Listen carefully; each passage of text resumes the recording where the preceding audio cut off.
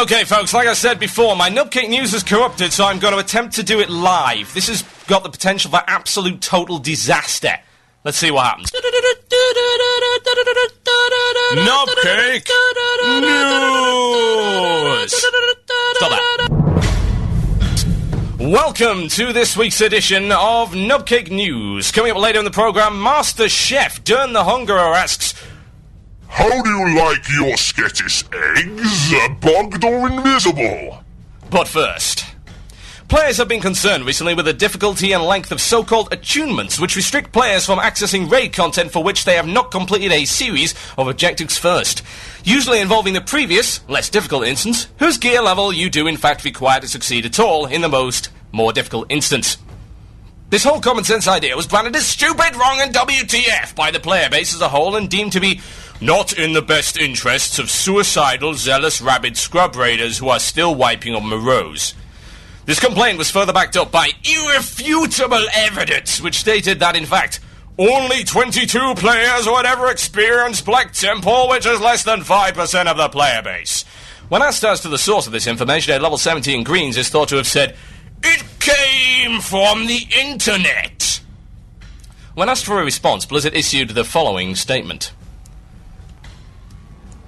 Presented with this irrefutable evidence, we have no choice but to back down and remove all attunements from World of Warcraft. However, this will come at a cost. To stave off the huge losses in income we will receive from this decision, we will be turning wipes into a spectator sport. Behold, Blizzard's brand new sporting activity, the Scrub League.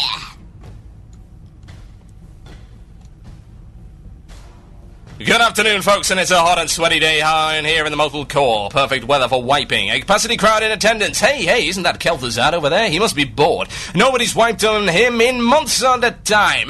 Here we go. The team is lining up. Looks like a 40-man.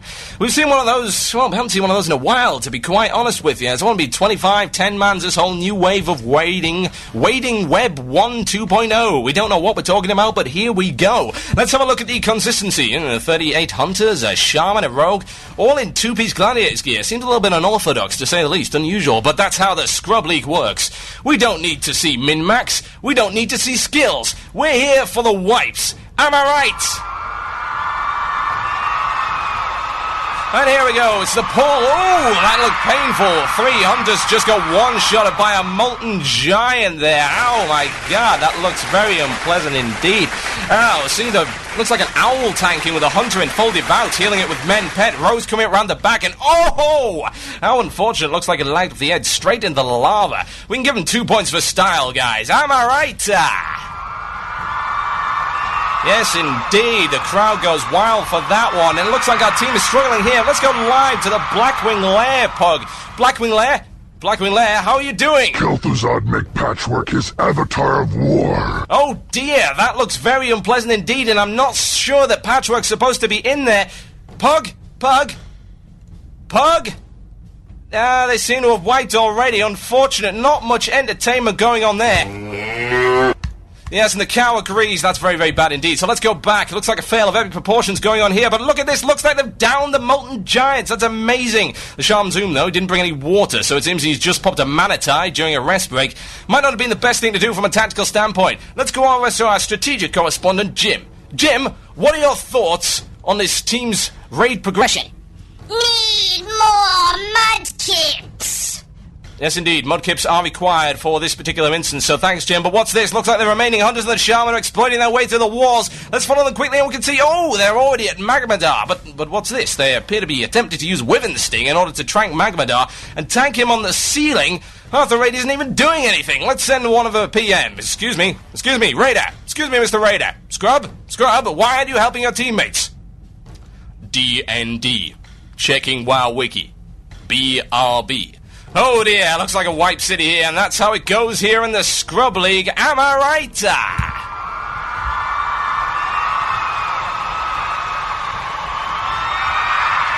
This has been Nubcake News. Good night.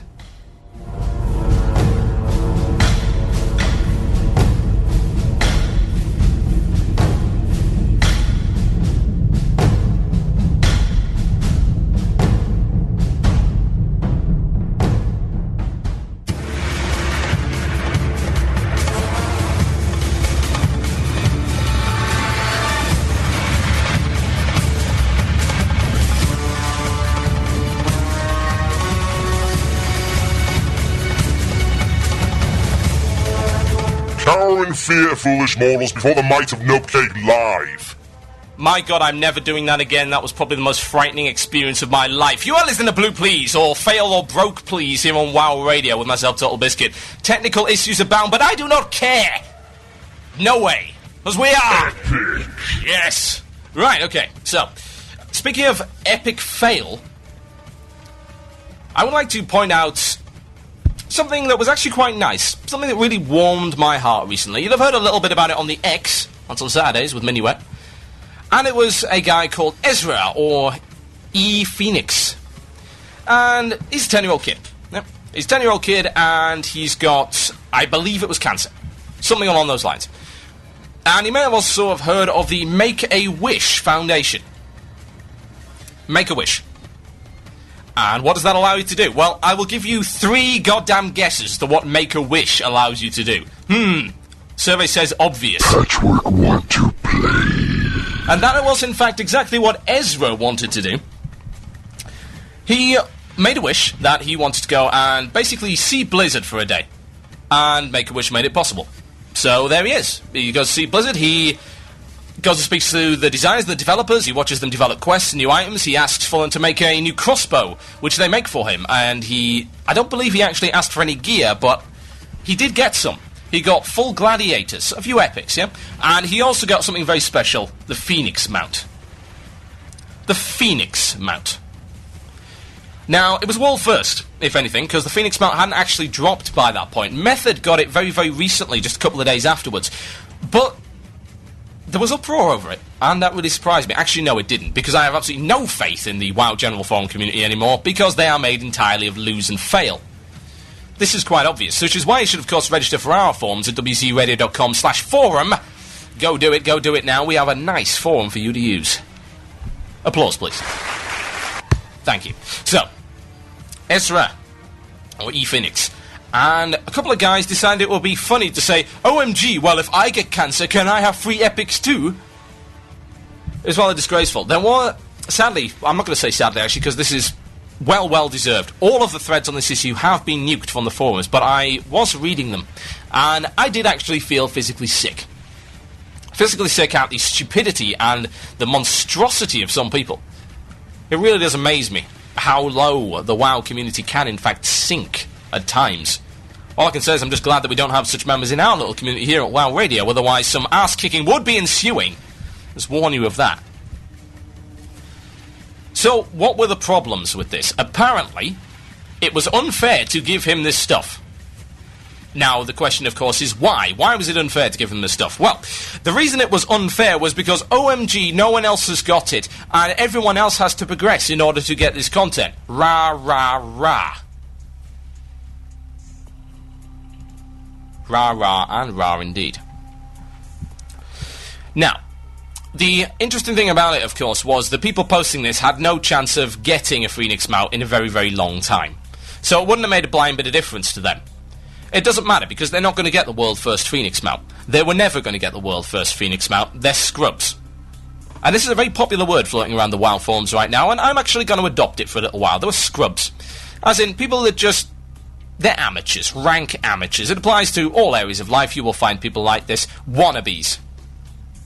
More mouth than action. More bark than bite. And, of course, these people were a prime example of that. And I'm like, well, you can't give him this stuff. You can't give him this stuff because, well, you are ruining the elements of a competitive multiplayer game. Okay. Ruining the elements of a competitive multiplayer game. Quote, or paraphrase. So why is that BS? Well, let me put it this way. The stuff that he was given, at least gear-wise, can be very easily acquired by anybody. Gladiator's gear, as you're well aware, is very much the casual epics of this particular expansion. It's an easy way of getting them. They used to argue the battlegrounds were the casual epics. It was something that was progressive. Every honor point was one step closer to getting the piece of gear that you wanted. And that is pretty much the essence of progressive content right there. Everything you do brings you one step closer. Raiding is not progressive content because you can raid for 8 hours and get nowhere, and to be honest, you will not be rewarded with anything as regards to your efforts aside from Oh, look, repair bills. Well, what an amazing reward. Let me just go put it up on my wall right now. So, the guy was given Gladiator Epics. Okay, fair enough. I see nothing wrong with that. It's nothing that this guy could not have acquired anyway, were he not, well, in serious risk of dying of cancer. Does it affect anybody? Does it affect anyone's gaming experience? Well, ePhoenix has better gear than he did before. Okay, I do find it rather amusing that the kind of people that are whining about it being a competitive game are also the kind of people that are claiming that PvP is based entirely around mad skills and that gear doesn't make any difference whatsoever. Hypocrisy? Rank? Yes. Yeah. Vomit-worthy. But the real BS was going on about the Phoenix mount. Now, I've been hanging around in the Method channel, and I thought I'd see whether or not any of the Method guys cared as to whether or not ePhoenix got the world first. And they got the second Phoenix mount. And of course the reaction was, no, let him have it. Why? Why let him have it? Because the Phoenix mount is pretty much just like a piece of loot from the WoW card game. It's nice to look at. People go, OMG, but it doesn't actually affect the game in any major way, shape or form. Yeah? Let me repeat that for you. It's nice to look at. It makes people go, OMG. It's not something that affects the game in any particular way, shape or form, nor does it negatively affect the play experience of other players. Now, when it comes to a competitive game, one would assume, of course, that when people refer to it as competitive, they think, well, it's about getting the best epics, it's about making your character the most powerful. So if you're looking at it from a competitive perspective, giving someone a Phoenix mount does not actually make them any more powerful whatsoever. It doesn't give them stats upgrades. It doesn't make them hit harder. It doesn't make them dodge more. None of this stuff applies. It is simply that. It's a mount. It's like saying, oh no, the turtle mount is Imber. It isn't. Of course it's not. So it does seem to me that people are, to some degree, taking the game way too seriously. And I do find this is a general theme on the WoW forums. The people complaining are never the ones who are actually doing the content. For instance, people are already whining that the Black Temple is too easy. However, none of the people whining are the people setting foot in Black Temple at all. They're seeing Black Temple and saying, well, oh, it must be too easy because Nihilum has killed this many bosses and Curse has killed this many bosses. Okay, fine. They've killed that many bosses. And we have a statement coming from Nihilum that says the Essence of Souls is the hardest boss they have ever done. As in harder than everything. Harder than Kel'Thuzad, harder than Cthulhu, harder than everything. Harder than bloody Kael'thas, Vash, and everything else put together. Essence of Souls is an absolute nightmare. Okay, so they're 6 out of 9 in Black Temple. Fair enough. But the people complaining about it aren't. They're not even in there. They're not even in bloody Grul's Lair. It's like a damned if you do, damned if you don't situation with Blizzard. It really is. You're trying to cater to all of these different markets. You're trying to make it a competitive game for everyone. Give people something to aspire to, something they always have to look forward to. Make sure there's always a bigger fish, so that the little fish are trying to develop their skills in order to become bigger fish, at which point they can then go and eat the population of the sea and start up some kind of crazy underwater land for the intelligentsia and the elite scientists of the world. At which point, of course, some kind of disaster could happen and we could develop into an FPS game. And we could call it Bioshock. And we call that a tangent. So, why? I cannot fathom why these people complain. I've been reading the forums for X number of years now. I've always been something of a forum whore. I've always read the forums, I've always been involved in forum communities, and I've never once managed to comprehend why people who are not doing this content can complain about its difficulty. People who have not experienced content that's even close to it. How many of these people complaining that Black Temple is too easy have even been to Magtheridon's lair, have even set foot in Serpent Shrine, let alone Black Temple? How many of these people complaining that Mr. Ezra, also known as ePhoenix, got his Phoenix mount first, would have even had even the slightest chance of getting a world-first Phoenix mount? Will they even have an opportunity of getting a Phoenix mount in the next year or so if all they're going to do is complain? No. Absolutely not. I will always argue that raid content is accessible to everyone, given enough time. Now, the problem I had with the Burning Crusade, specifically, was that it didn't give people enough time. However, here's the other way of looking at it. People were getting bored of WoW. Indisputably, people were getting bored of WoW. They needed something new. They needed an excuse to get money out of people. It's a business model. They needed to get more people into the game. A large promotional campaign. How do you do that? Release an expansion. Great idea. But you're trying to cater to all of these different players. Now, for me, WoW is about progression. Always has been. I would have been very happy if they had left the Burning Crusade another 6 months. Why? Because it would have allowed my guild to progress further into Naxxramas. We were only 7-8 bosses in. I wanted to see the rest of that instance. Now I will never get to. At least not in anything that's anywhere close to meaningful. I've been back into Naxxramas since then, and I've done it at level 70. I've done up to Thaddeus at level 70. And yeah, while it was enjoyable and I got to see that content, I didn't get to experience it in the manner that it was intended. And there's the operative sentence right there. But I'm just one kind of player. That's how I play. And Blizzard has to cater to all of these different players. They've got to cater to people who want the next big thing. They've got to cater to people who are bleeding edge all the way. They've got to cater to people who will never raid. They've got to cater to PvPers, both hardcore and not so hardcore. People who PvP maybe an hour a week, and people who PvP to the point of making their eyes bleed, who demand perfect PvP balance, the kind of people who would be StarCraft competitive players if they were playing that at all. The perfect balance, they demand it. That's just a fraction of the player base right there. All of these different factions within the player base, all these different cliques and opinions, difficult to deal with. And apparently, Blizzard, of course, spat in the face of all of these people by giving one poor dying kid a Phoenix map. The logic is not clear. The fail is right there.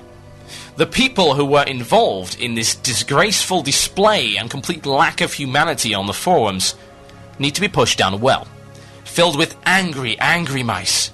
And I do mean angry. I actually felt physically sick reading these threads.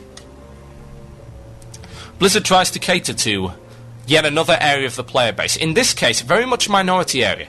This particular area consisted of one person. One 10-year-old kid dying of cancer. Okay? They tried to cater to him, and what happens? Lashing out of the player base. Lashing out of the player base who would have never even got to this content anyway, but they just feel jealous. They just don't accept that Blizzard is maybe a corporation, but capable of doing nice things for people. Even if it's only one person. It's a heartwarming story. You'd have to be a heartless wench, a monster, in fact, to think that it's anything otherwise. You could call the cynicism, and I often do call the cynicism, but I'm sorry, I can't bring myself to be cynical about that whole move. They would hardly be the first to be involved in the Make-A-Wish Foundation. They'd hardly be the first to give someone something. There's nothing wrong with that. At all. I'm sorry, but it's just absolutely disgraceful. What does it demonstrate? It demonstrates, of course, that some people on the forums are absolute monsters and deserve to rot in hell. But it also demonstrates the way that the factions in WoW and the fragmented community works. It's a community that doesn't really know what to do with itself. It's a loose association of people who all have their different agendas. They all demand different things, and they all want to be heard. I am not saying there's anything wrong with wanting to be heard. Not at all. No way. Nothing wrong with that whatsoever. Everyone wants to be heard. Everyone wants to get their voice out there to the developers, and everyone, I would hope, actually wants to impact the game in a positive way.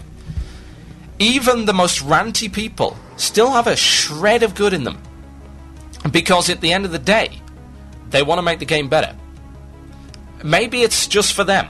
Maybe it's just for a small minority of people, but they do want to make the game better. It's very sad to see that with all of these people that want to have a positive impact on the community, even if they don't know it, they want to do it, but all they're doing is causing offense, pain, sadness, anguish and suffering by lashing out at other areas. United we stand, and divided we fall. And right now, wow, the WoW community is divided. How can you expect the devs to listen to you if all you're going to do is rant, rave, insult, offend, and not come up with anything constructive in the process. Why, I ask you? Why do you think that's going to work? Why? You are listening to Blue Please here on WoW Radio with myself, Total Biscuit. Here's a little bit of rap in the forums for you. Enjoy.